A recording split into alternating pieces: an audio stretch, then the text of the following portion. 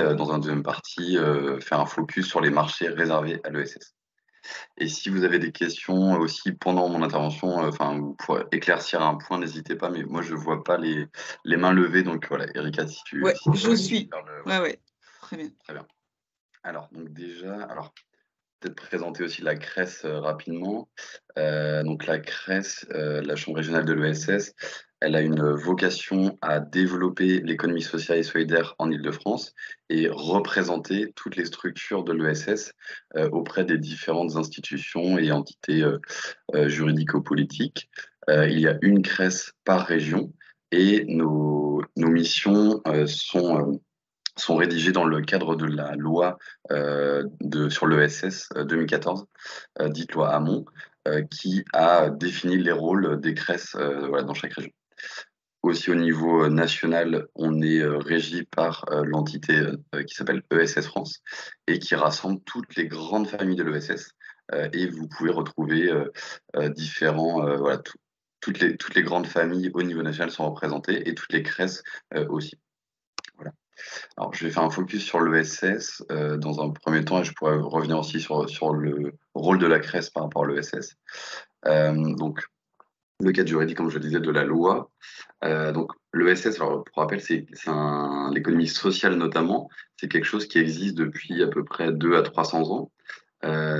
C'était à l'origine les statuts, notamment les coopératives, les mutuelles, je reviendrai après sur les statuts, ce qu'on appelle l'économie solidaire, c'est quelque chose qui est assez récent, ça date plutôt des années 70. Et en fait, la loi ESS a permis d'instituer tout ce mouvement d'une histoire très longue avec aussi ce mouvement un peu plus d'économie solidaire assez récent pour agréger dans une loi qui a rassemblé, qui a défini un peu les principes généraux de l'ESS. Donc dans le cadre de la loi, on le définit comme un mode d'entreprendre et de développement économique adapté à tous les domaines de l'activité humaine. Et ça doit représenter trois conditions, les structures de l'ESS. Le but poursuivi est autre que le seul partage des bénéfices.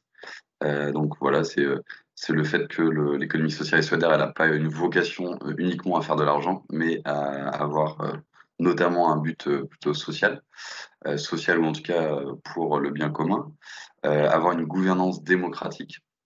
Dans chaque structure de l'ESS, ça c'est quelque chose qui est très important, c'est le principe voilà, de la démocratie. En interne, on peut aussi parler de démocratie économique, et notamment, alors je vous donne un exemple, dans les coopératives, souvent le principe c'est une personne égale une voix, où voilà, dans différentes structures, il y a toujours une structuration qui fait que c'est des structures, des modèles démocratiques. Et le troisième point, c'est une gestion conforme aux principes suivants. Donc, les bénéfices sont majoritairement consacrés à l'objectif ou le maintien de développement de l'activité de l'entreprise. Les réserves obligatoires constituées impartageables ne peuvent pas être distribuées, ce qui revient à l'objectif qui n'est pas lucratif. Et en cas de liquidation, l'ensemble du boni liquidation est redistribué à une autre entreprise de l'ESS, donc ce qui est l'aspect plus, on va dire, solidaire entre les structures de l'ESS. Donc on voit qu'il y a un projet aussi solidaire entre toutes ces structures. Donc les structures de l'ESS, alors comme je disais, à l'origine, c'est les statuts qui vont définir l'ESS, donc les coopératives, les mutuelles, donc qui sont très anciennes pour le coup, les associations, les fondations et les entreprises de l'ESS. Donc là, j'ai des entreprises commerciales de l'ESS. Ça va être des entreprises, on va dire, dites classiques. Ça peut être une entreprise voilà, lambda commerciale, mais qui respecte des principes de l'ESS. On pourra lui donner un statut de l'ESS. Ça peut être par exemple notamment avec l'agrément ESUS, qui est un agrément entreprise solidaire d'utilité sociale. Cet agrément qui est donné dans le cadre de l'État. Donc le fonctionnement interne, les activités sont fondées sur un principe de solidarité et d'utilité sociale. Et alors les structures de l'insertion par l'activité économique et les entreprises adaptées et les ESAT font partie de fait de l'ESS, donc de la famille de l'ESS. Ça, c'est notamment tout ce qui va être lié à l'économie solidaire, ce dont je vous parlais qui est assez récent. Mais il y a des petites subtilités, je pourrais y revenir si besoin, sur le fait que des structures d'insertion, par exemple, de fait, font partie de l'ESS, mais si elles veulent vraiment respecter ce que je vous disais juste avant, le principe démocratique, toutes les règles vraiment de l'ESS, elles doivent valider par l'agrément ESUS, notamment le fait que juridiquement elles font partie de l'ESS. Ce qui pourra être important, notamment en cas de marché réservé à l'ESS. Il peut y avoir voilà, si vous faites un marché réservé à l'ESS, il peut y avoir des structures d'insertion qui ne peuvent pas répondre au marché si elles n'ont pas validé justement cet agrément ESUS qui les intègre juridiquement dans le champ de l'ESS. Euh, voilà, alors en quelques chiffres rapidement, au niveau national, l'ESS ça représente 2,4 millions d'emplois, 10,2% de l'emploi salarié français, ça représente 85% des structures de l'ESS sont des associations. Donc voilà, c'est quand même une grosse partie de l'ESS. 209 000 établissements employeurs et c'est un secteur assez féminin, donc 67% de salariés femmes sont des femmes. Au niveau régional, donc en Île-de-France, il y a 33 400 établissements, dont 7% en moyenne sont sont des établissements et 7,3% des établissements privés, 400 000 emplois ESS, et il y a en moyenne 12 emplois et 10,7 ETP par structure pour le secteur. Alors là, c'est une petite cartographie au niveau régional pour vous donner un peu voilà, les territoires où l'ESS est plus implanté. Donc voilà, plus c'est foncé, plus la part d'emploi dans l'ESS est importante. Et là, c'est sur la part d'ESS dans les établissements employeurs. Donc voilà, vous voyez que notamment en Essonne, c'est là où il y a le plus haut taux. Ça, je passe rapidement. Au niveau des secteurs, donc là, sur la part d'emploi ESS par secteur d'activité, on voit que l'action sociale est principale. Donc en rouge, c'est la part de l'ESS dans le secteur en général, et en orange, c'est ce qui est hors ESS. Donc dans l'action sociale, il y a une majorité des structures qui sont de l'ESS. Dans les sports et loisirs, donc là, voilà, ça reflète la part importante des associations dans ces secteurs. On voit aussi qu'il y a une part assez importante dans l'enseignement, art et spectacle, activité financière et d'assurance. Donc ça va plutôt être les mutuelles et dans la santé humaine. Et dans le service divers, voilà, ça représente que 1,5%, ce qui est assez faible. Et là, quand on voit la part d'établissements ESS par secteur, on voit que donc voilà, dans l'activité sociale, c'est assez important. Mais là, dans l'art et spectacle, sport et loisirs, ça représente une part beaucoup plus importante. Alors ça s'explique par le fait que ce sont beaucoup d'associations et il n'y a pas beaucoup de salariés dedans. Donc, il y a beaucoup de structures, mais pas forcément beaucoup de salariés dedans. Donc la part de structures dans ces secteurs-là vont être beaucoup plus importantes. Tac, ok. Alors s'il n'y a pas de questions à ce niveau-là, je vais passer ensuite au marché réservé. Oui, j'entends une réaction. Non, je vois pas de questions. Ah, c'est bon, ok. Peut-être juste pour rappeler, maintenant que j'ai refait le point sur l'ESS, peut-être rappeler un peu les missions de la CRES. Alors, nous, au niveau régional, donc dans toutes les régions, nos missions sont, donc, comme je vous l'ai dit, représenter et développer l'ESS, mais on fait différentes actions, il y a différents pôles qui vont être dédiés à ça. On agit sur la sensibilisation à l'ESS dans les collèges, dans les lycées, par exemple, ou aussi lié avec Pôle emploi auprès des demandeurs d'emploi. On va avoir un observatoire aussi qui va permettre voilà, d'avoir des statistiques, donc les chiffres notamment que je vous présente, qui est un observatoire par région. On va avoir une action sur les territoires, donc par exemple avec toutes les collectivités. En Île-de-France, on travaille beaucoup par bassin d'emploi, mais on peut avoir aussi des conventions avec des collectivités pour accompagner les territoires à mettre en place des actions pour développer l'ESS, donc par différents types d'actions en fonction des besoins territoriaux. On va avoir un pôle qui travaille sur la transition écologique, donc faire des études ou des actions, développer des choses pour développer l'ESS liées à la transition écologique. J'y reviendrai après avec un outil qu'on a développé. On va avoir aussi des actions sur le développement d'affaires, ce que je vous disais, donc ça c'est ma partie, et les achats responsables. Donc par exemple, organiser des événements pour mettre en relation les structures de l'ESS, leur trouver avec des acheteurs, leur trouver des opportunités économiques, que ce soit avec des entreprises privées ou des structures publiques, donc notamment par la commande publique. Donc voilà, ce qui fait ma transition avec la deuxième partie, les marchés réservés à l'ESS. Donc, pour rappel, donc je pense que vous avez déjà eu d'autres interventions et il y en a une qui va arriver après sur le milieu pénitentiaire. Mais voilà, les différents marchés réservés vers les structures, notamment de l'ESS, peuvent être les marchés réservés aux opérateurs économiques qui emploient des travailleurs handicapés ou défavorisés, donc notamment l'insertion ou le handicap, les marchés réservés aux entreprises de l'ESS et les marchés réservés aux entreprises implantées en milieu pénitentiaire. Donc l'article L 21 13 15 est le premier article sur les marchés réservés à l'ESS. Donc il définit le fait que des marchés ou des lots d'un marché qui portent exclusivement sur des services sociaux et autres services spécifiques dont la liste figure dans un avis annexé. Donc je vais vous la présenter juste après tous les secteurs qui sont concernés peuvent être réservés par un pouvoir adjudicateur, y compris lorsqu'il s'agit en tant qu'entité adjudicatrice aux entreprises de l'ESS. Donc défini à l'article 1er de la loi de 2014 que je vous ai présenté juste avant. Voilà. Et dans ce cadre, une entreprise attributaire d'un marché réservé à l'ESS ne peut bénéficier d'une attribution au même titre au cours des 3 années suivantes. Donc ça, c'est un peu la spécificité de ce type de marché réservé à l'ESS, c'est que l'attribution, elle est pour une durée de 3 ans. La durée d'un marché réservé aux entreprises de l'ESS ne peut être supérieure à 3 ans. Donc ça va être une caractéristique qui peut être aussi un frein. Je pense que vous l'aurez compris. Mais voilà, c'est quelque chose qui a été défini depuis le début. Et parmi les marchés publics de services sociaux et autres services spécifiques, les marchés publics pouvant faire l'objet d'une réservation au bénéfice des entreprises de l'ESS, voilà, en vertu de l'article 37 de l'ordonnance. Donc, ce qui veut dire qu'une entreprise, enfin, si vous faites un marché réservé à l'ESS, l'entreprise attributaire pourra exercer le marché durant 3 ans, mais suite à ces 3 ans, il faudra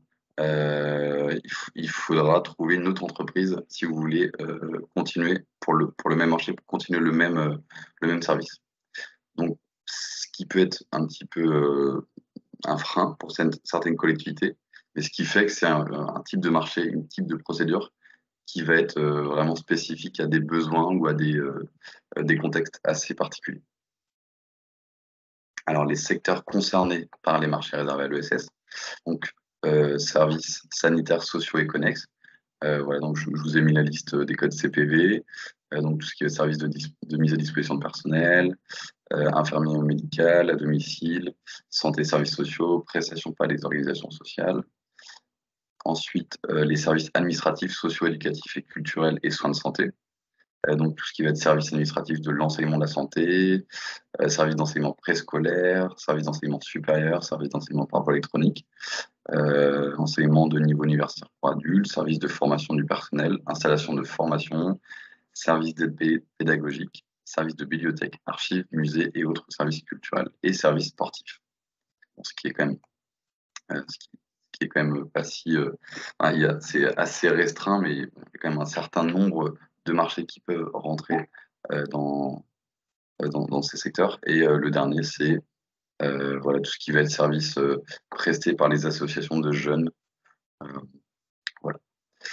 Donc, je vous présente deux exemples de marchés réservés. Alors, les deux là, que j'ai trouvés qui sont assez parlants, qui sont de la ville de Paris. Je ne sais pas si, d'ailleurs, si Alice Pied-Noir intervient après, mais du coup, voilà, oui, c'est ça, super.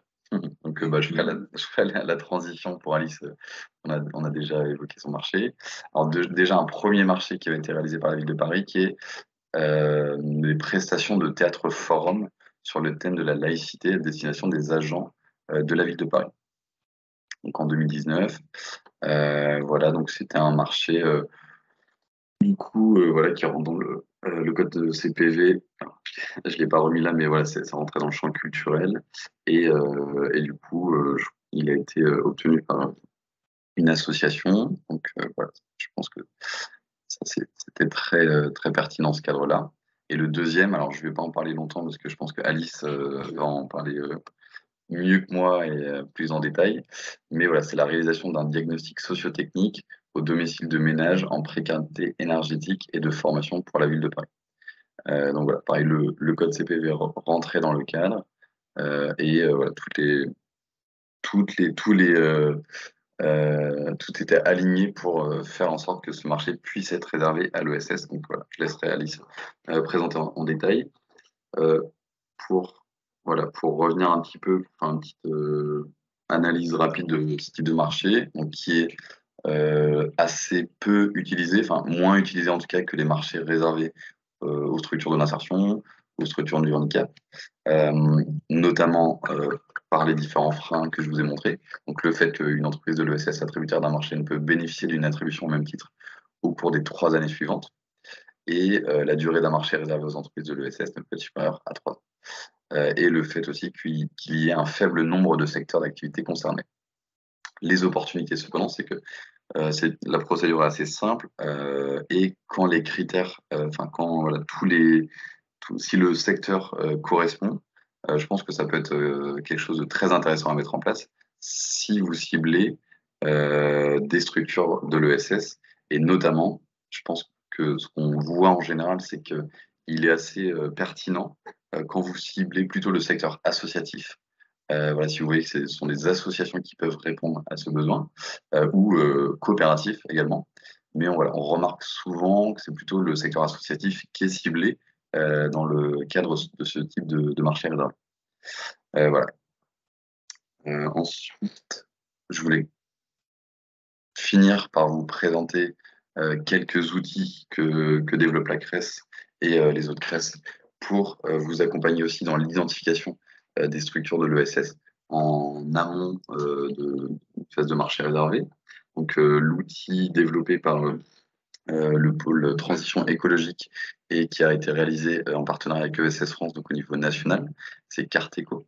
Donc Carteco, qui est un outil, une cartographie euh, qui permet d'identifier toutes les structures de l'ESS engagées dans la transition écologique et qui ont même, au-delà d'être juste engagées, qui ont au cœur de leur activité la transition écologique. Donc ça peut être des activités liées à la gestion des déchets, bon, tout ce qui va être, on va dire, sur l'économie circulaire, mais aussi voilà, l'alimentation durable, toutes ces choses-là. Donc c'est vraiment un outil très intéressant qui vous permettra d'identifier tout ce type de structure. Donc je vous ai mis le lien, de toute façon vous aurez la présentation ensuite, vous pourrez accéder. Euh, un autre outil qui vous permettra de voir les différentes solutions que proposent les structures de l'ESS. Donc, c'est le cahier des solutions locales et innovantes, ça qui a été réalisé à l'échelle de l'Île-de-France et qui permet en fait de voir un panorama de structures ESS en fonction des besoins des collectivités.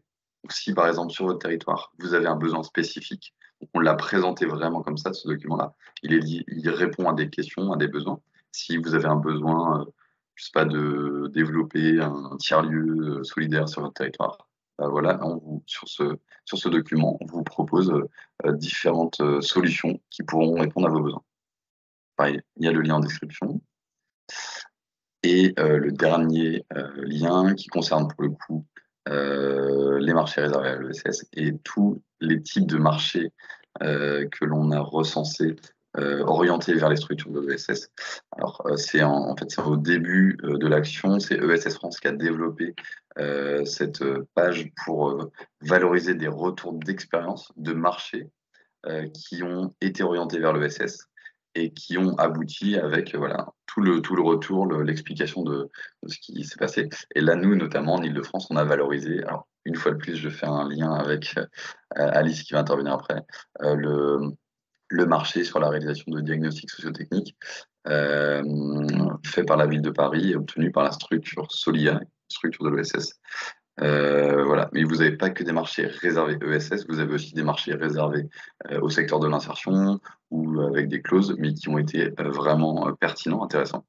Aujourd'hui, vous en avez, je crois, une dizaine, non, comme je vous disais, on est au début, mais l'idée, c'est que voilà, au fur et à mesure, il y a de plus en plus de retours d'expérience qui soient mis sur cette page et qui pourra vous inspirer voilà, de réussite de marchés réservés à l'ESS ou orientés vers l'ESS dans toute la France. Et voilà, j'en ai fini pour cette présentation. Donc, si vous avez des questions, je suis à votre disposition. Merci beaucoup, Cédric. Avec plaisir. C'est très clair. Alors, je ne vois pas de questions.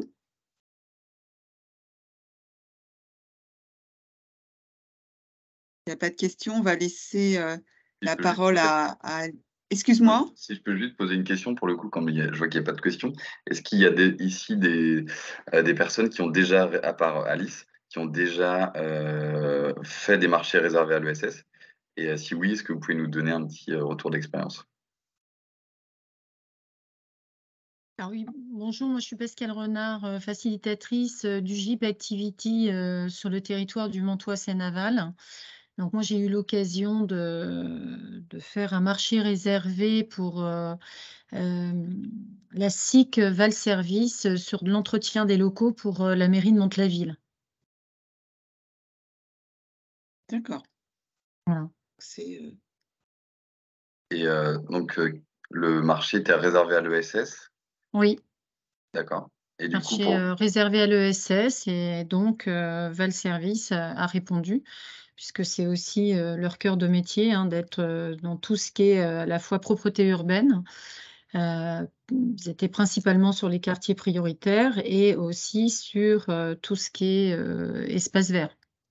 C'est vraiment leurs deux cœurs de métier. Et du coup, ils ont décroché ce marché réservé. Moi, j'avais demandé à la mairie de faire un marché réservé. Et donc, ils se sont positionnés et ils ont l'entretien de tous les locaux de la ville de Mantes-la-Ville.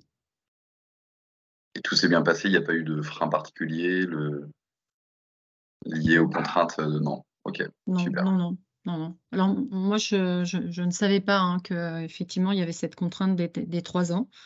Donc, ce qui veut dire que si la mairie relance de nouveau ce marché, euh, Val Service ne pourra plus se positionner. Exactement. Formation intéressante. Ça peut servir. Merci, Très bien. Ok, bah, merci beaucoup Pascal pour ce retour. je vous en prie. Je reviendrai peut-être vers vous d'ailleurs pour avoir quelques éléments et pourquoi pas faire une fiche Rex. Je vois une autre main qui se lève. Oui, bonjour, je cours Julien de la Crèce de Mayotte. Je suis facilitateur aussi. Alors, moi, j'avais deux questions. Enfin, une, parce que nous, on a tenté de faire un marché réservé ESS, mais en fait, la demande est venue du coup de l'acheteur public, du donneur d'ordre, et il nous demandait justement si ça correspondait au secteur. Et moi, j'avoue que j'ai un peu de mal à comprendre ces secteurs-là. Ils m'ont l'air un peu vastes, un peu flous. Et du coup, là, pour le coup, le marché, c'était de la conception-réalisation de prototypes d'équipements pour faire des lieux de vente.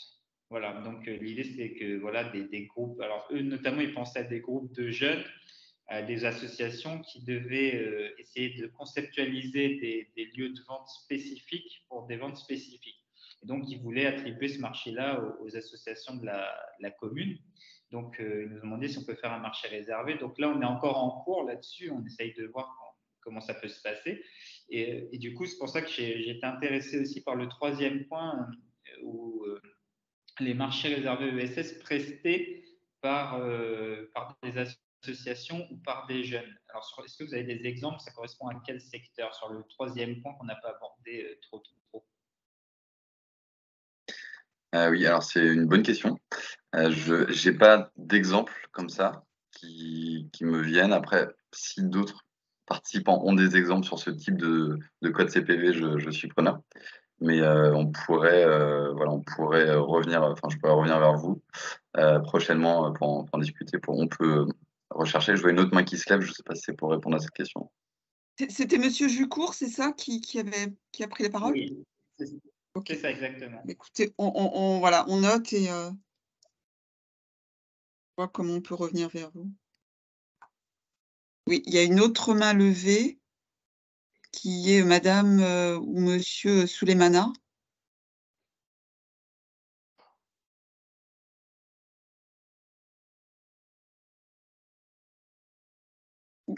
On ne vous entend pas.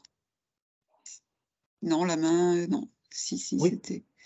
Ça y est, ouais, est-ce que vous ça y est, on m'entendez? vous Oui, entend. en fait, c'était Oui, oui, oui. juste pour Allez-y. témoigner parce qu'on a eu aussi un marché réservé, Souadreddine Souleymana de la Crèce de Mayotte. On a déjà eu affaire à un marché réservé, celui de 2019, sur la gestion et le tri de déchets, sur la sensibilisation des populations autour sur les QPV aussi. Voilà, c'était juste pour témoigner sur ce marché réservé qu'on a fait.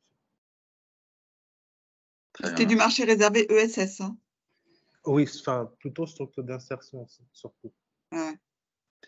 Je vois que les collègues de la Crèce Mayotte sont présents aujourd'hui. Ouais. Je crois d'ailleurs, j'avais eu un retour de la Crèce Mayotte qui en avait fait un autre, il me semble, sur l'organisation d'un événement. Je crois que c'est, je ne me rappelle plus exactement, mais voilà, il me semble que c'était un événement un peu comme la prestation de théâtre. Donc Ça voilà, je rentre vois dans. que il y a un intérêt important en Mayotte, en tout cas pour ces types de marchés réservés, donc ça me fait plaisir. Mais on reviendra, on pourra en discuter notamment, et par le biais, par mail ou par téléphone, on pourra se recontacter. Oui, parce qu'il y a cette entrée code CPV, donc ce serait intéressant de voir avec Alice, là, effectivement, ces codes CPV, comment vous voulez, voilà, enfin, comment votre approche, Ville de Paris, des marchés réservés, parce que ESS, parce que ça, c'est vrai que ça, bah, je sais pas si c'est, voilà, très, très, enfin, voilà, très clair pour tous les acheteurs, parce que c'est vrai que ça, c'est un point, très important, comme autant que l'est, je pense, les durées de 3 ans.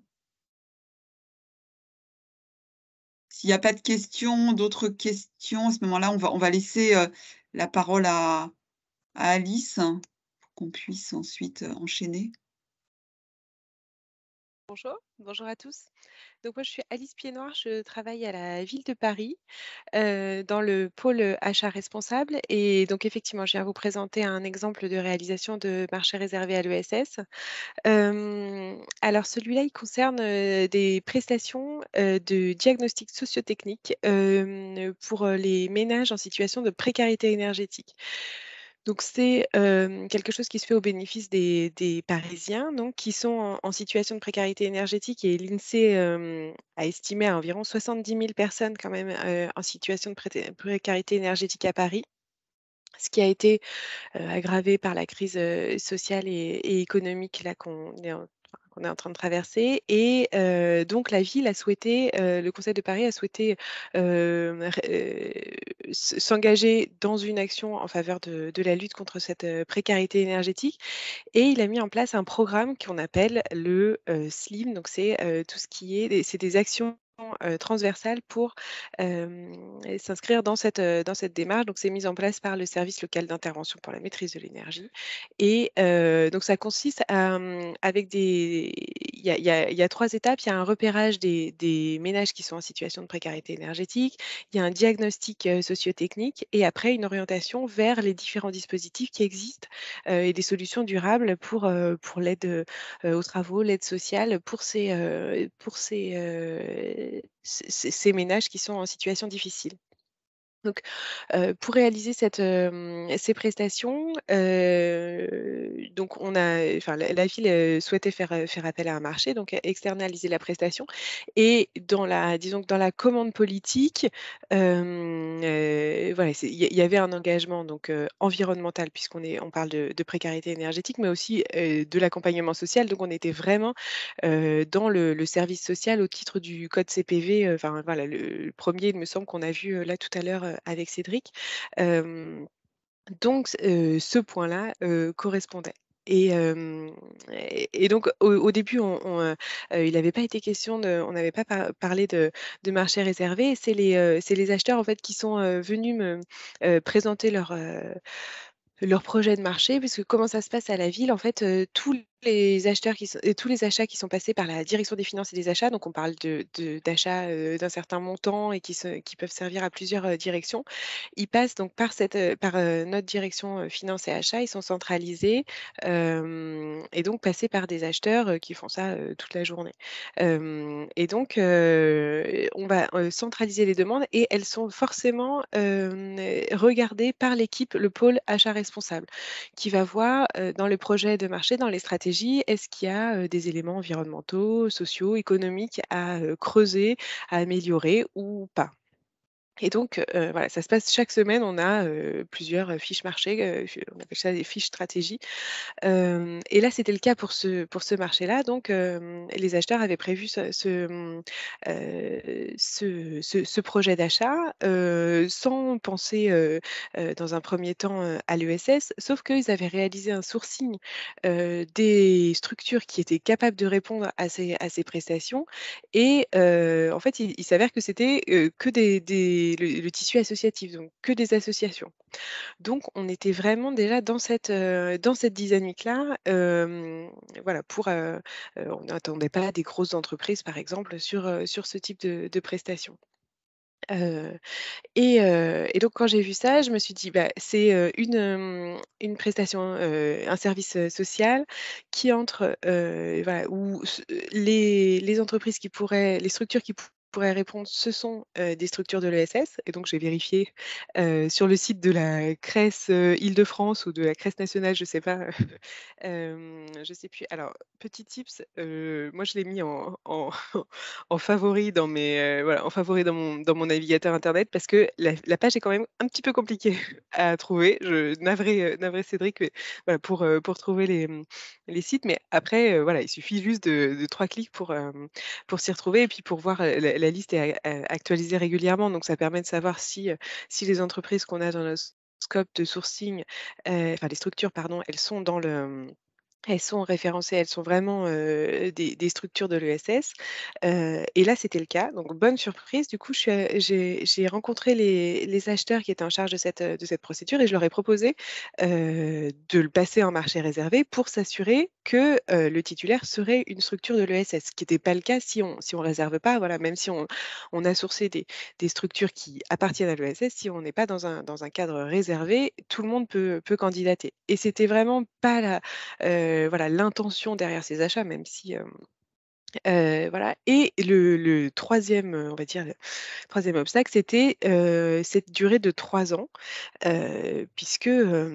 souvent on fait des marchés de 2 fois 2 ans, donc du coup on essaie d'aller, plutôt vers les 4 ans. Et là, il s'avère que c'était une bonne, enfin c'est par un concours de circonstances, en fait, il y a une convention avec Leclerc, donc qui est une structure de l'énergie qui participe à ce dispositif et qui s'étalait vraiment sur les qui finissait alors peut-être, elle sera renouvelée, mais en tout cas, la durée des 3 ans, elle correspondait bien à cette convention avec Leclerc et donc ça posait pas de problème de faire un marché uniquement pour 3 ans, en tout cas dans un 1er temps. Ce qui n'a pas été le cas pour d'autres prestations, lesquelles j'ai proposé, de réserver des marchés à l'ESS et le fait que ce soit plus court que ce qu'on attendait, ce qu'on utilise habituellement, ça posait problème. Donc là, voilà, ça s'est plutôt bien passé et donc tous voilà, les petites contraintes étaient levées et c'était, ça correspondait bien à ce qu'on attendait sur ce marché. Donc les acheteurs ont dit: «Bah oui, bien sûr, on s'engage là-dessus» et on l'a passé en, réservation de marché à l'ESS, donc avec les mentions, dont a parlé Cédric, dans le cahier des charges et on a eu, 2 associations qui ont candidaté et c'est Solia pardon, qui a été retenu et voilà, qui est le titulaire de ce marché. Donc c'est une association, et donc elle fait bien partie des acteurs de l'ESS. Voilà. Est-ce que vous avez des questions sur ce retour d'expérience qui s'est plutôt bien déroulé parce que, voilà, il n'y a pas eu de difficultés particulières puisque vraiment on était dans un cas de figure où on était dans le segment d'activité, la durée de 3 ans n'était, pas vraiment une contrainte finalement et les structures qu'on attendait étaient de l'économie, sociale et solidaire.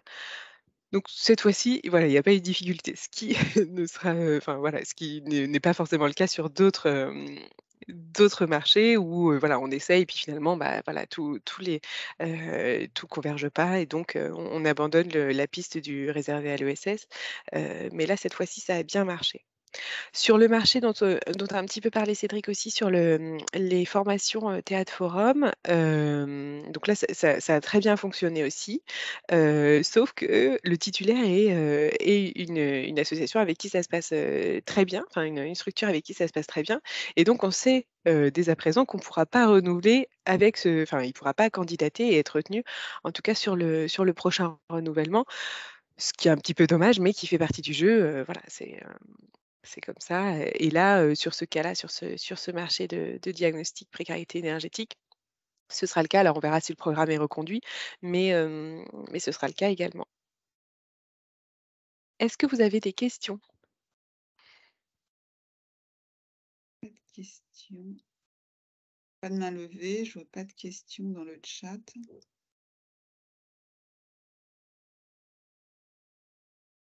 Donc là, c'est vrai que c'était, voilà, vous avez fait un sourcing en amont pour bien sécuriser et s'assurer ensuite que voilà, les structures sourcées appartenaient à l'ESS. Donc ça, voilà, il y avait ce cadre sécurisant également en amont du marché, si j'ai bien compris. Oui, oui, oui, oui, et voilà, il y avait plusieurs structures qui auraient pu répondre. Enfin, il y en a plus 2 qui ont répondu. Mais effectivement, ouais, ouais, c'était vraiment ça et ça avait déjà enfin, c'est les structures qui avaient été identifiées par les acheteurs, déjà en amont, même avant d'avoir cette réflexion, Ouais. qui est Ouais, venue, a posteriori. Ouais. je vois pas de questions. Bah, merci beaucoup Alice. Merci à vous. Merci pour ce témoignage intéressant. Et on va laisser maintenant la présentation service pénitentiaire à la TIGIP. Madame Dupin, si vous êtes... Oui, nous sommes là. Bonjour. On va Bonjour partager et merci à vous. Merci à vous. Je sais que vous êtes dans des délais un petit peu, voilà, un petit peu serrés par rapport à voilà, l'intervention de l'entreprise. En tout cas, merci beaucoup voilà, également pour votre témoignage dans le cadre de ce nouveau cadre juridique. Donc, je crois que vous êtes, voilà, il y a 4 présentations de votre côté. Oui, alors ce qu'on va faire, c'est qu'on va commencer par vous présenter le travail pénitentiaire dans plus ou moins son ensemble, puis on laissera la parole du coup au représentant d'une de nos entreprises en détention, Code Phoenix, je crois qu'il est connecté. D'accord. Puis on continuera avec une présentation du service de l'emploi pénitentiaire, qui est une partie de notre agence. Puis on pourra parler du coup marché réservé et ce qu'il est possible de faire depuis récemment. Est-ce que vous voyez notre écran ou pas? Oui, enfin en tout cas moi je vois, je pense que tout le monde devrait le voir. Oui, Oui, c'est bon. Non, c'est bon. Ok, parfait. Alors, on peut commencer par vous présenter l'ATIGIP, du coup, donc l'Agence du travail d'intérêt général et de l'insertion professionnelle. C'est un service à compétence nationale placé directement sous l'autorité du garde des Sceaux, donc qui a été créé par un décret du 7 décembre 2018. C'est donc un service d'administration centrale du ministère de la Justice. C'est une administration de mission qui est née donc d'un triple constat. Le constat selon lequel d'abord la peine de travail d'intérêt général était insuffisamment prononcée, mais également d'autres constats qui sont un taux de récidive trop élevé et des difficultés liées à l'insertion professionnelle des personnes détenues, notamment à cause d'une offre de travail et de formation en détention qui était insuffisante. L'agence, donc l'ATIGIP, son acronyme, elle est donc composée de 4 services et elle a pour mission de développer d'une part le travail d'intérêt général, mais également l'insertion professionnelle des personnes détenues par le renforcement de l'offre de travail, de l'offre de formation et également par l'insertion par l'activité économique. Donc ici, on vous a remis les constats qui ont conduit à la création de l'agence, donc une surpopulation et surtout une inactivité en détention, un manque de réinsertion professionnelle et trop de récidives, ainsi que des alternatives à la peine d'emprisonnement trop peu utilisées. Notre objectif donc est de développer le travail d'intérêt général, le travail et la formation en détention et plus globalement les parcours d'insertion professionnelle des personnes placées sous main de justice, au moyen d'une co-construction de politiques publiques avec des acteurs publics, le secteur associatif et des acteurs économiques, ainsi qu'une innovation puisqu'on a créé une plateforme numérique qui s'appelle ATIGIP 360 qui permet d'avoir accès au grand public et au public détenu et aux agents de la pénitentiaire à toute l'offre de travail et bientôt de formation en détention, de TIG également. Et on est également en charge de toutes les évolutions législatives et réglementaires qui concernent l'ensemble de ces sujets. Parmi les différents services de l'agence, il y a un service qui s'appelle le service des politiques et de l'accompagnement vers l'emploi, donc c'est le nôtre, qui porte le déploiement des dispositifs d'insertion professionnelle des personnes placées sous main de justice et notamment le développement du travail et de la formation professionnelle en détention. Le travail de manière générale, mais également le travail qui s'adresse à un public spécifique, donc l'insertion par l'activité économique, les entreprises adaptées en milieu pénitentiaire, les ESAT en milieu pénitentiaire également, ainsi qu'un dispositif qu'on développe actuellement d'apprentissage. On développe ces dispositifs grâce à des référents interrégionaux de l'insertion professionnelle, donc c'est nos relais en région qui font partie de l'administration pénitentiaire, et grâce à des partenariats nationaux, des expérimentations et notre plateforme numérique. Un autre service de l'agence vous sera présenté juste après, c'est le service de l'emploi pénitentiaire, qui est donc le service du travail historique de l'administration pénitentiaire, qui propose du travail en régie et qui donc propose du travail dans 50 ateliers de production, 28 établissements. Mais je vais pas développer plus puisque un représentant de ce service vous le présentera juste après. Je suis là, Hortense. Salut Dorian. Bonjour. Bonjour, merci. Pour continuer du coup sur une présentation vraiment générique du travail pénitentiaire, le travail pénitentiaire, qu'est-ce que c'est? C'est un travail qui peut être réalisé dans deux régimes de travail, qu'on appelle ça, le service général d'une part, qui représente 60% de l'activité de travail en détention. C'est un travail qui est effectué au profit de l'administration pénitentiaire. Donc, c'est l'entretien des locaux, la maintenance, le nettoyage, l'entretien des espaces verts. Ça peut aussi être des missions effectuées au profit de la vie en détention, donc la cuisine, la buanderie, la cantine, la distribution des repas, ce genre d'activité. Et il y a également le travail en production, donc il y a un travail réalisé au profit d'un acteur économique autre que l'administration pénitentiaire. Ce travail-là représente 40% de l'activité de travail et il peut être réalisé donc, au profit d'une entreprise concessionnaire, une entreprise privée classique qui s'implante en détention, un gestionnaire délégué, une structure d'insertion par l'activité économique, une entreprise adaptée ou le service de l'emploi pénitentiaire et à terme les ESAT qu'on est en train de développer également en détention. Le travail en production, il est réalisé au sein d'ateliers de type industriel qui existent dans la plupart des établissements pénitentiaires.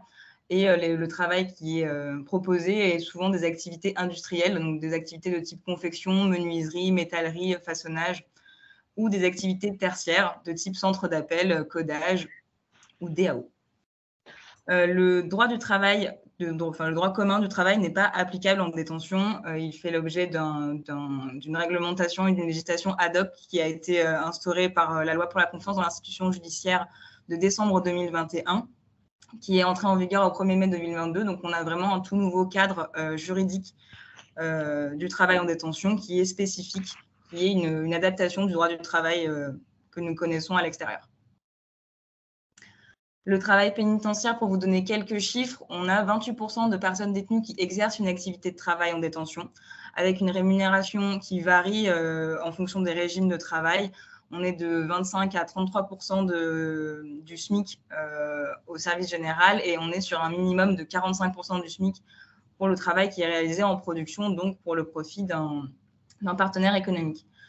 On a 85% des établissements pénitentiaires qui disposent d'un atelier de travail, donc des ateliers où se déroulent les activités de travail en production, avec 300 partenaires économiques implantés en détention, dont 27 structures d'insertion par l'activité économique qui sont en phase d'essaimage en détention, 2 entreprises adaptées et 2 établissements ou services d'aide par le travail qui sont des structures expérimentales et qui ont vocation à être pérennisées donc, dans le cadre de la réforme du travail pénitentiaire qui est en cours de déploiement. Les secteurs d'activité, comme je vous le disais, c'est principalement de l'industrie, donc à 80%, avec 11% d'activité tertiaire et 9% d'artisanat. Le travail en détention en production, donc avec un partenaire économique, peut se faire de 2 façons différentes, soit une implantation directe d'une entreprise extérieure en détention, ça passe par la signature d'un contrat d'implantation avec un cadre défini par le code pénitentiaire, qui précise que les locaux utilisés, donc les ateliers de production, sont mis à disposition gracieusement par l'administration pénitentiaire. L'entreprise extérieure met quant à elle à disposition un salarié pour encadrer la production. Et le contrat d'implantation réglemente également tout ce qui relève de la fourniture de l'équipement et de la matière première nécessaire à l'activité. Le recrutement des personnes détenues est à la main de l'entreprise qui s'implante en détention, avec un droit de regard de l'administration pénitentiaire qui ne peut refuser un recrutement que pour des motifs de bon ordre et de sécurité liés à la détention. Le contrat d'implantation implique également donc, que la personne détenue signera avec son donneur d'ordre, avec l'entreprise privée, un contrat d'emploi pénitentiaire qui sera l'équivalent de son contrat de travail à l'extérieur. La deuxième possibilité d'implantation en détention, c'est la sous-traitance, donc qui passe par un contrat de sous-traitance avec soit une entreprise de gestion déléguée, soit le service de l'emploi pénitentiaire, soit encore une entreprise qui est implantée en détention et qui dispose donc elle-même d'un contrat d'implantation. La sous-traitance, elle peut se faire sur tout type de prestations qui sont existantes ou non en détention, qui peuvent être amenées à se développer, donc de la confection, de la métallerie, de la soudure, du façonnage, etc. Et enfin, l'Agence du travail d'intérêt général et de l'insertion professionnelle a créé un label pour récompenser et pour faire connaître le travail pénitentiaire pour certaines entreprises. Donc, ce label, il s'appelle le label PEPS, ça veut dire produit en prison. Et donc, il a pour but de valoriser l'engagement de ces entreprises qui s'implantent en détention ou qui sous-traitent à des entreprises implantées en détention et de faire connaître du coup au grand public ce travail en détention. Il est donné aux entreprises qui le demandent, hein, qui candidatent, mais avec certains critères de vérification qui sont la production donc, dans des conditions éthiques et responsables, le respect de la réglementation du travail qu'on applique en milieu pénitentiaire, également la contribution de l'entreprise à l'insertion professionnelle des personnes détenues, donc ça peut être de diverses manières, et notamment avec un accompagnement pour la sortie.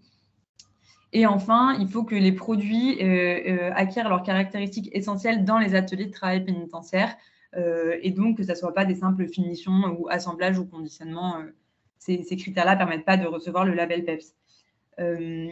Les entreprises, elles sont labellisées pour une durée de 3 ans et ça peut être pour leur activité de façon totale ou de façon partielle.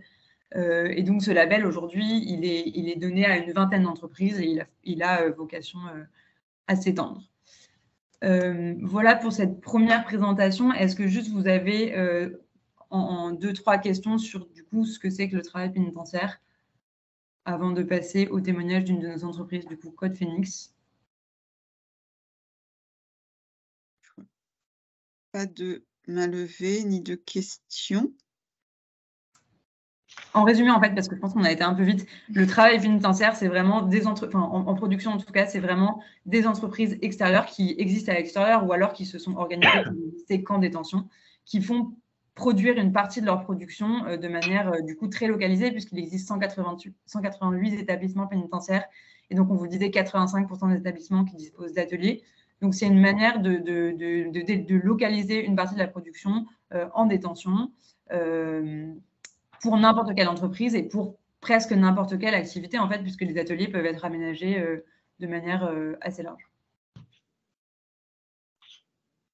C'est vrai que ça, c'est pas très connu, je pense. Enfin, alors, du coup, autant d'opérateurs privés. On va avoir un bon exemple avec Brieux.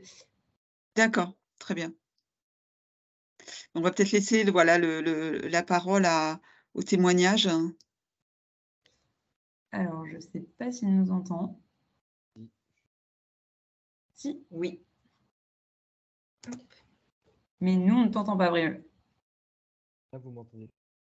Là, on entend un peu.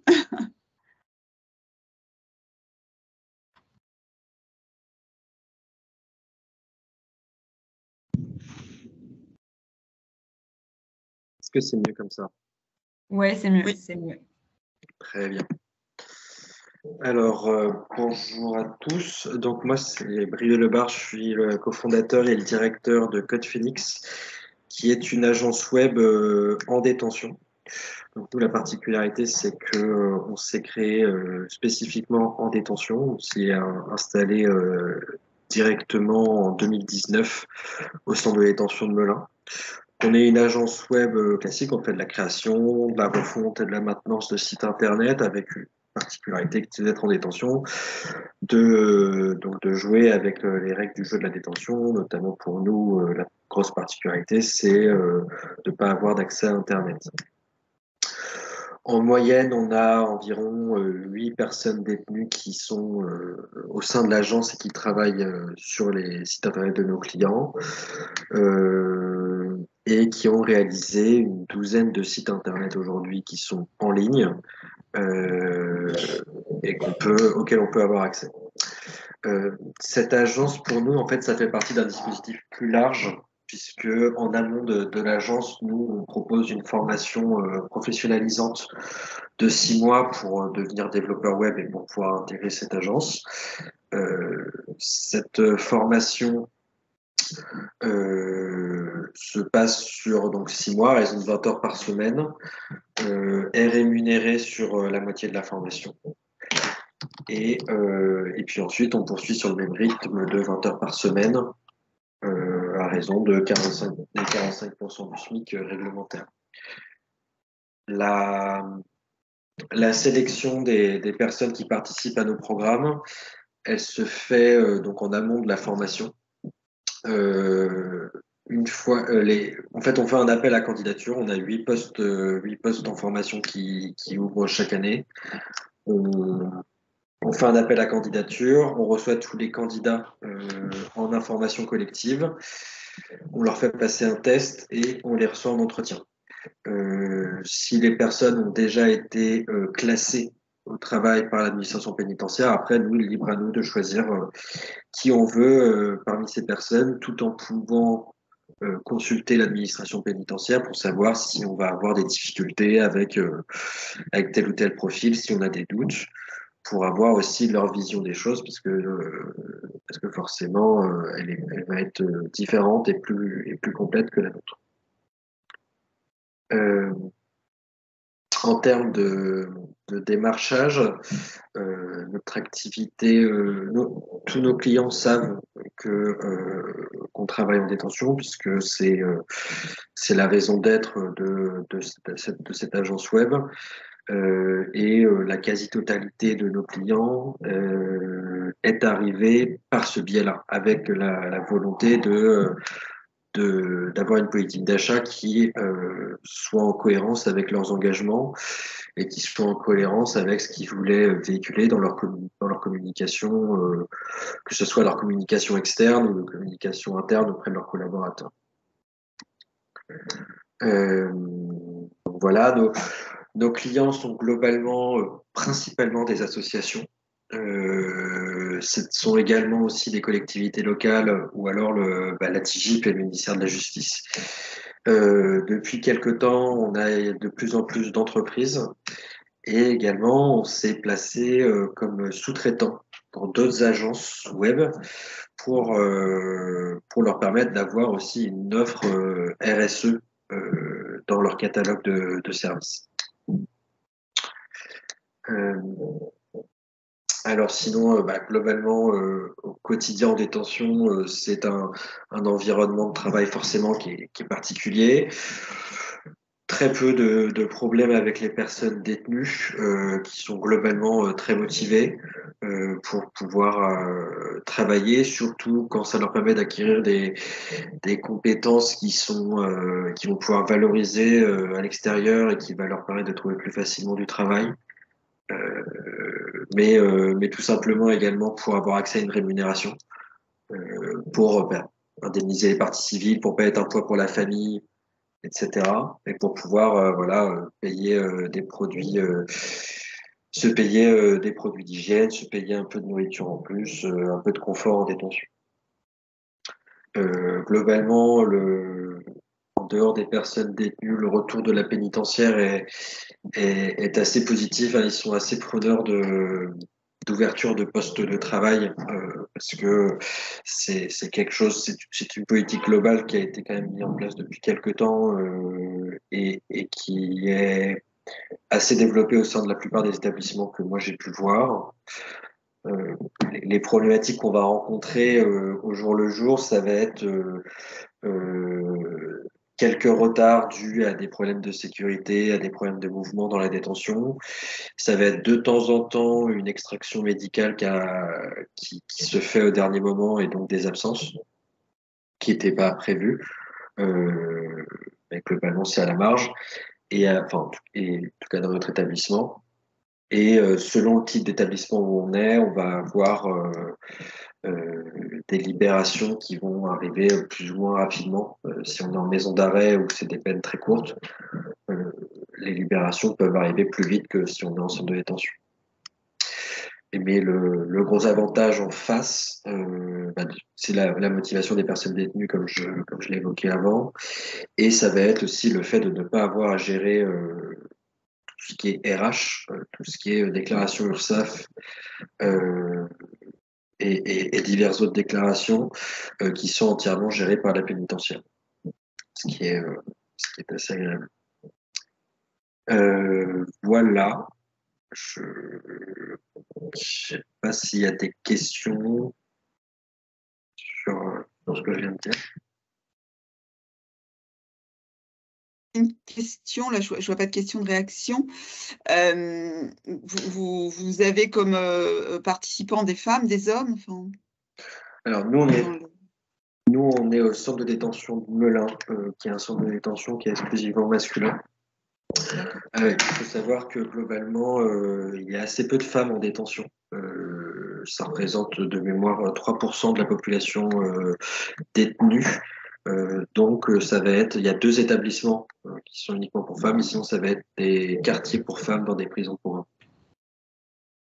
Et je rajoute avec une possibilité de mixité des activités lorsque cela est possible. D'accord. Donc, vous, si je comprends bien, pour faire juste le lien rapidement avec voilà, la dernière partie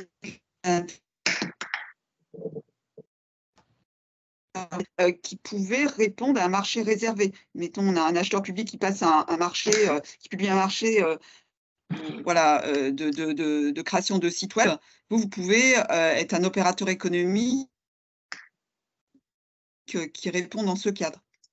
Absolument, absolument. En tant qu'entreprise qui travaille en détention, j'ai le droit de me positionner sur les marchés réservés. J'ai le droit également de me positionner sur les marchés notamment qui sont en lien avec les Jeux Olympiques 2024, puisque avec ESS 2024, il y a une partie des marchés qui sont orientés, qui ont des clauses sociales et qui sont orientés vers les structures de l'économie sociale et solidaire.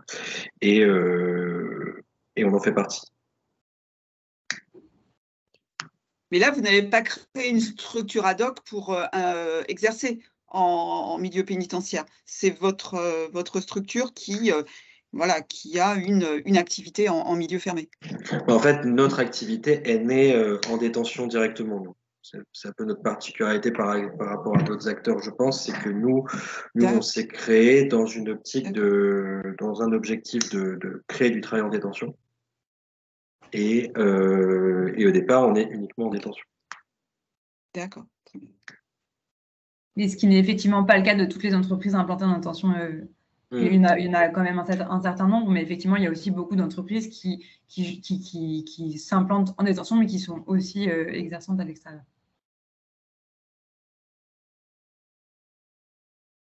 Très bien. Je ne sais pas s'il y a des questions, des réactions.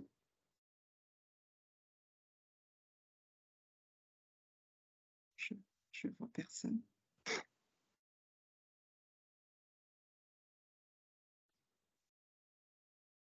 Merci beaucoup, C'est des secteurs d'activité auxquels vous ne penserez pas forcément. Merci à vous. De rien. Eh bien, dans ce cas-là, je vous laisse. Très bonne journée. Merci à vous aussi. Merci beaucoup.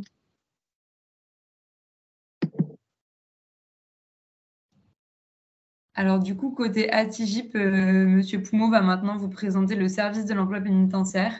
Est-ce que tu veux qu'on repartage le PowerPoint, Dorian ?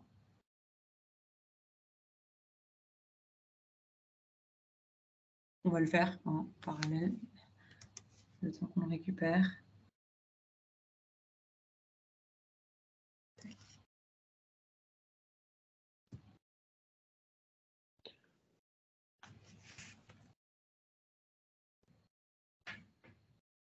Est-ce que vous m'entendez? Oui, on t'entend. Je suis désolé, j'ai une qualité de connexion qui est malheureusement pas bonne. Je suis à notre siège à Tulle et donc je vais couper ma caméra pour que vous m'entendez bien. Et s'il y a des lenteurs réseau ou des déconnexions, je Écoutez, j'essaierai de reprendre et sinon je serai disponible pour échanger ensuite par mail ou par téléphone si besoin. Je vais essayer d'être synthétique tout en étant très explicite.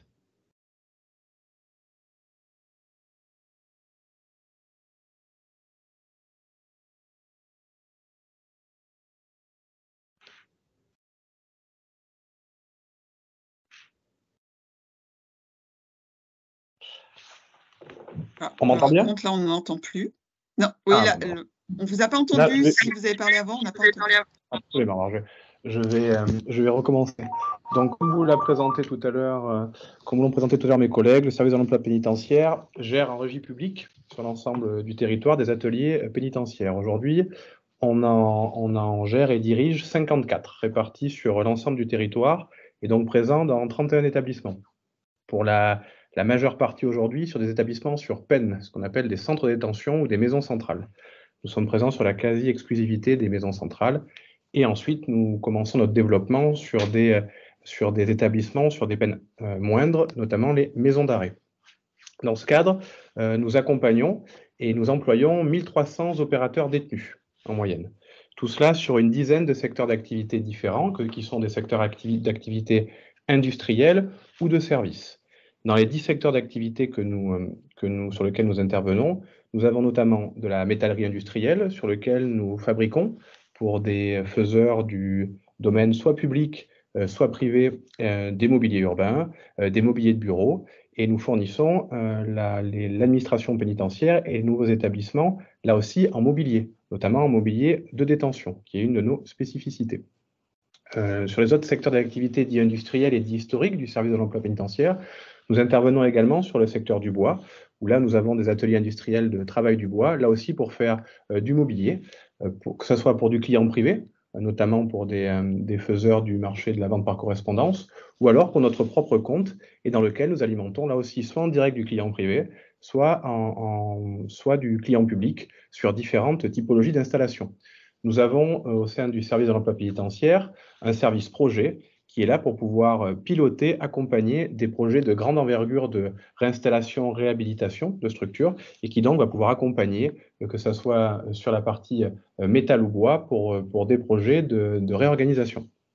Deux autres secteurs d'activité qui sont importants pour nous sur la partie historique. Le premier qui est le secteur de la confection, 11 ateliers aujourd'hui qui travaillent sur ce secteur d'activité-là et qui produisent pour chaque année alimenter l'administration pénitentiaire en effets d'uniforme, environ 300 000 effets d'uniforme produits chaque année dans nos ateliers, un chiffre d'affaires d'environ 10 millions d'euros sur ce secteur d'activité-là.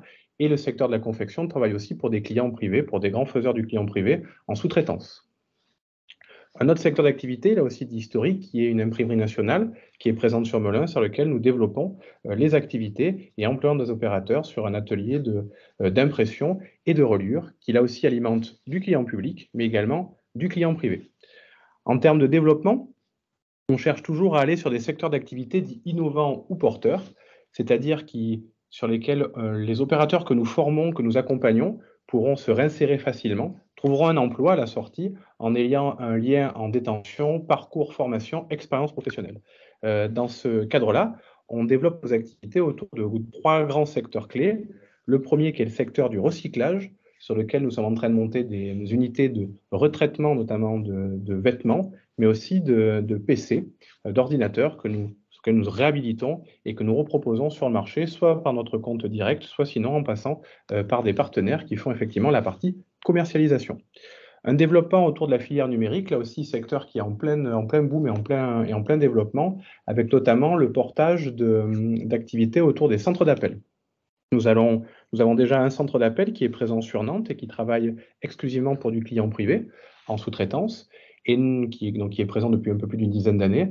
Et nous allons donc ouvrir sur 2023 2 autres centres d'appel. Un premier qui va ouvrir ses portes en région parisienne tout début mai, sur la maison centrale de Poissy, et ensuite un second qui va ouvrir là aussi en région parisienne sur le dernier trimestre 2023, sur un établissement qui est l'établissement de Fleury-Mérogis, où là aussi nous allons faire du développement centre d'appel en lien direct avec des partenaires privés. Ce que je n'ai pas dit en introduction, c'est que l'ensemble de 10 secteurs d'activité représente un chiffre d'affaires annuel d'un peu plus de 30 millions d'euros. Donc pour gérer ce chiffre d'affaires-là, il faut forcément avoir un compte de commerce pour pouvoir encaisser, mais aussi derrière, acheter les différents matériels, matières premières, fournitures, pour réaliser l'ensemble de nos activités. Un autre secteur sur lequel nous intervenons, qui est le secteur de la logistique et sur lequel nous souhaitons nous développer, avec la mise en place d'une plateforme de logistique et donc une formation aussi des opérateurs au métier de la logistique et de la préparation de commandes sur la maison centrale de Saint-Maur, une plateforme qui ouvrira complètement en détention à l'aube 2024. Enfin, dernier secteur d'activité sur lequel nous nous déployons là aussi fortement, c'est le secteur d'activité du service aux entreprises. Dans ce cadre-là, nous venons réaliser pour des donneurs d'ordre, qu'ils soient gros ou petits, des opérations de sous-traitance en direct.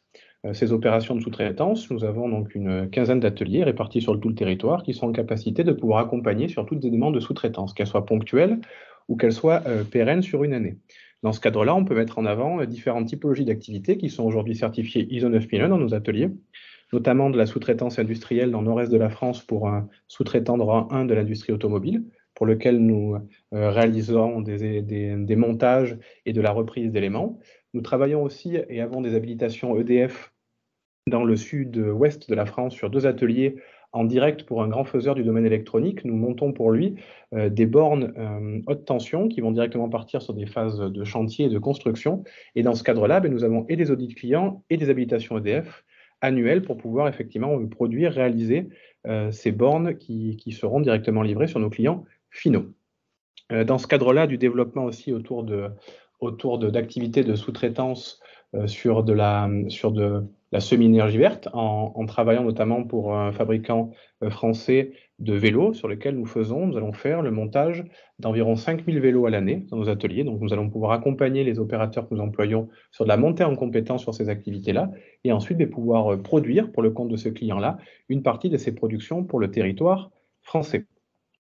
Toutes ces démonstrations vont occasionner pour l'année 2023 un accroissement de notre chiffre d'affaires d'environ 5% pour dépasser à fin 2023 les 32 millions d'euros de chiffre d'affaires sur la structure.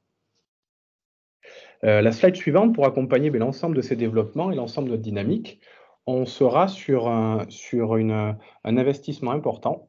Si on peut juste me faire passer la slide d'après.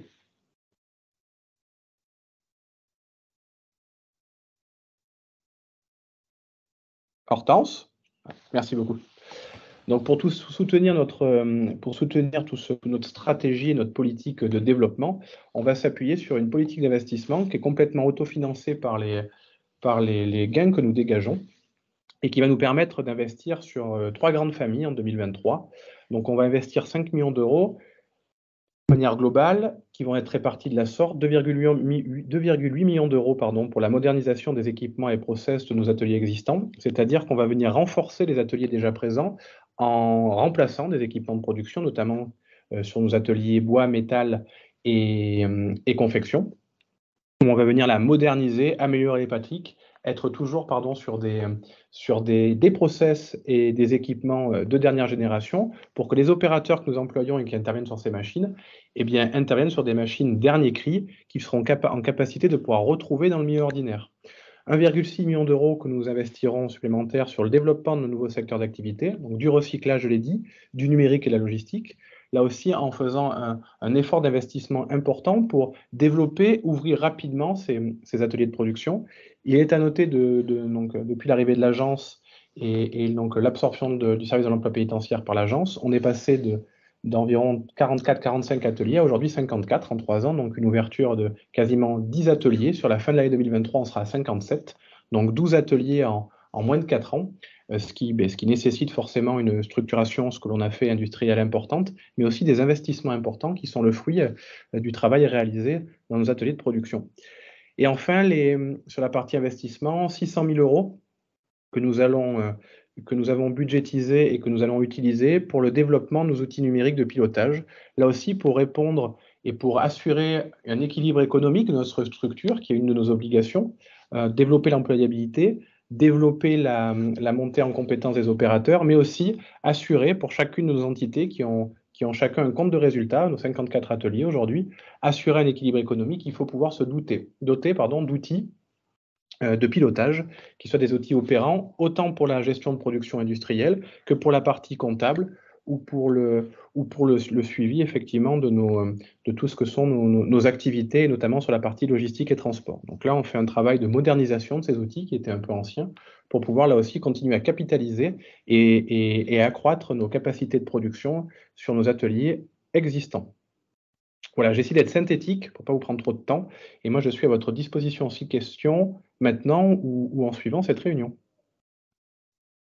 Merci beaucoup. Je ne sais pas s'il y a des réactions, des questions.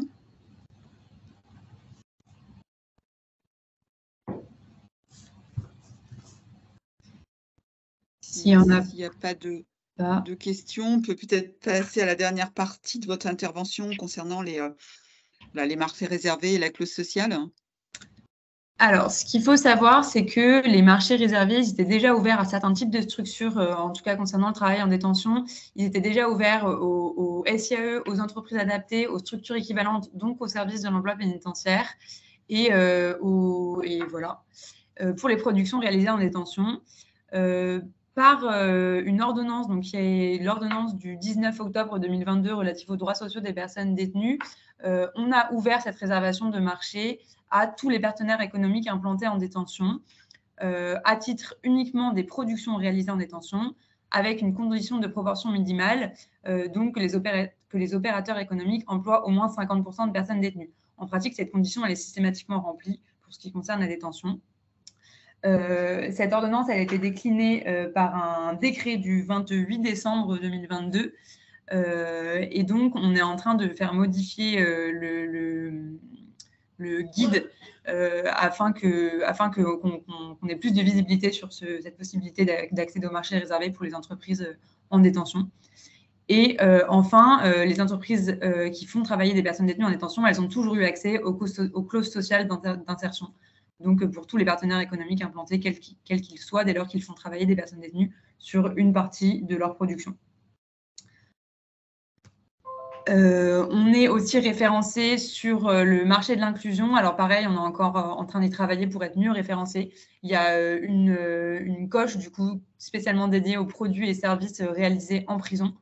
Et évidemment, on peut retrouver toutes les informations sur le travail pénitentiaire sur le site de notre agence, donc le site de la TIGIP, travail-prison.fr, avec toutes les spécificités dont on vous a parlé, parce qu'on sait qu'on est allé un peu vite. Du coup, si vous avez des questions du coup, plus particulières au marché réservé pour le travail pénitentiaire, vous pouvez nous les poser. À noter juste que donc, sur le marché de l'inclusion, si vous avez la curiosité d'aller jeter un œil à la catégorie produits réalisés en détention, aujourd'hui, les structures qui sont référencées, c'est uniquement les ateliers du service de l'emploi pénitentiaire qui pouvaient donc déjà répondre à des marchés réservés parce qu'ils sont considérés comme une structure équivalente au SIAE. Et les SIAE qui sont implantés en détention. Donc, on est en train de travailler avec l'ensemble des partenaires économiques de l'administration pénitentiaire pour enrichir cette liste de références. Mais encore une fois, c'est une question de timing et la publication de l'ordonnance et du décret d'application ne nous a pas encore laissé le temps aujourd'hui de mettre à jour ce référencement. Donc, ça va venir. Donc là, si on comprend bien, la nouveauté de cette ordonnance, c'est le fait qu'il y ait maintenant des opérateurs privés, des opérateurs économiques, excusez-moi, classiques, qui peuvent répondre à des... Oui, c'est ça, c'est ça, c'est ça. Maintenant, l'ensemble des opérateurs économiques... Des grands groupes... par exemple, Sodexo peut répondre à un marché réservé du fait de son implantation en milieu pénitentiaire. Du fait de sa qualité de gestionnaire délégué en détention. Au titre du travail qu'il réalise en détention. D'accord. Okay. Et en termes de public, des personnes qui sont, voilà, quand on parle de personnes détenues, vous pouvez semi-liberté, il est pris en considération ou c'est vraiment détenu à 100%? Les personnes détenues, quand on parle de personnes détenues, on parle de personnes écrouées et hébergées. Donc, des personnes qui sont en maison d'arrêt, en centre de détention, en centre pénitentiaire. Voilà. Les personnes qui sont en semi-liberté, elles travaillent à l'extérieur généralement, donc elles ne relèvent pas du régime du travail pénitentiaire.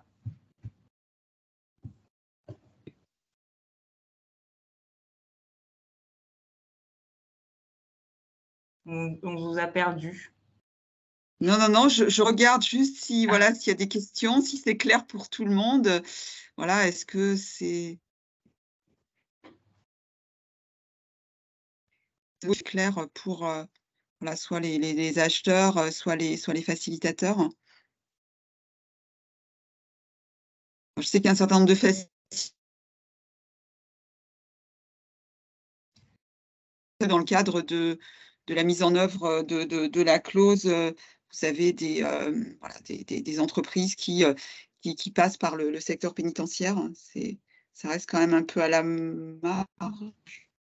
Je ne sais pas s'il y a des réactions.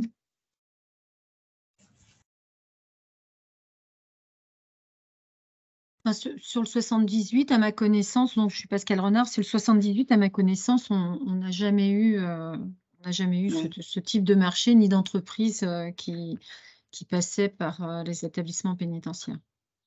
Et vous, en tant que facilitateur, quand vous rencontrez les entreprises, c'est un sujet que vous présentez pour réaliser l'obligation de l'entreprise?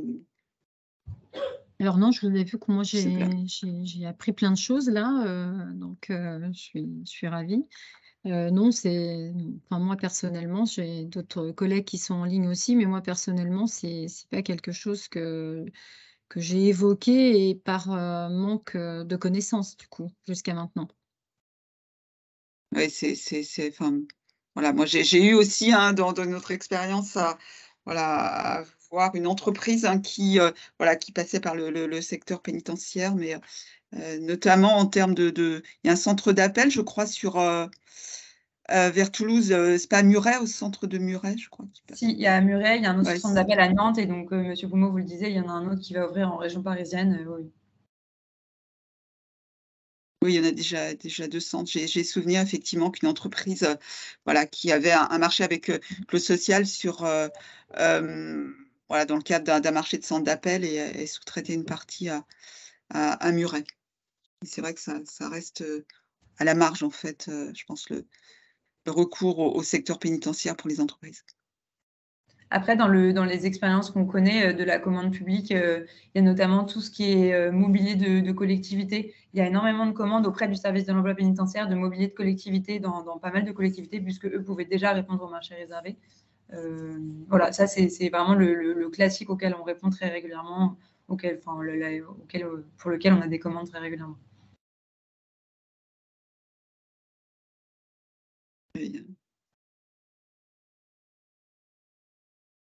Écoutez, je vois pas de questions, je vois pas de réactions, donc je ne sais pas si voilà, c'était Il y a beaucoup de documentation disponible du coup sur le site de la TIGIP, donc c'est le site travail-prison.fr. Il y a également nos contacts, donc n'hésitez pas, je sais que là on a été très rapide, mais n'hésitez pas à nous demander plus de documentation, ou voilà, on a même des plaquettes que vous pouvez fournir si besoin.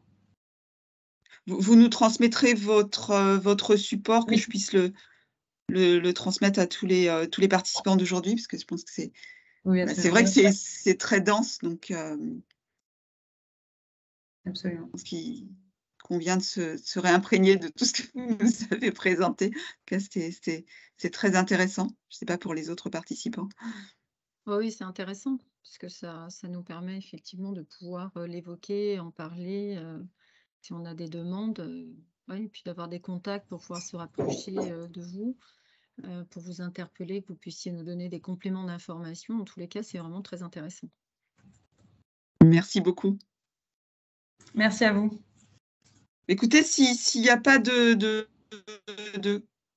questions supplémentaires, je propose qu'on termine aujourd'hui.